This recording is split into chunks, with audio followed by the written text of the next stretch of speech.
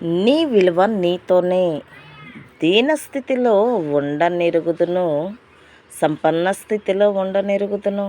ప్రతి విషయంలోనూ అన్ని కార్యక్రమంలో కడుపు నిండియుండుటకును, ఆకలి కొనియుండుటకును, సమృద్ధి కలిగి ఉండుటకును, లేమిలో ఉండుటకును నేర్చుకొని ఉన్నాను. నన్ను బలపరచువాని యందే నేను సమస్తమును చేయగలను. ఫిలిప్పీ 4:12-13.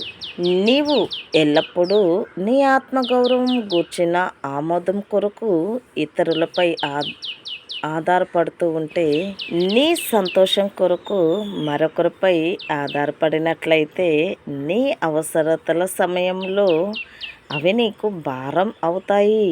ఇతరులు నీతో ఎలా ఉన్నారు, లేదా వారు నీకు ఏమి ఇస్తున్నారు అనే దానిపై నీవు నీ విలువను ఆధారం చేసుకుంటే, నీవు ఆశించిన దాని ప్రకారం వారు నిన్ను ఎన్నిక చేయనప్పుడు నీ విలువ తగ్గించబడినట్లుగా నీవు భావిస్తావు.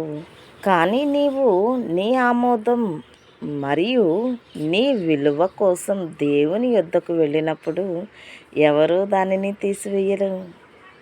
నీవు సర్వోన్నతుడైన దేవుని బిడ్డవు.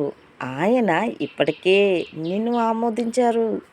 అక్కడ నీ విలువ, నీ ఆత్మగౌరవం నీకు దక్కుతుంది.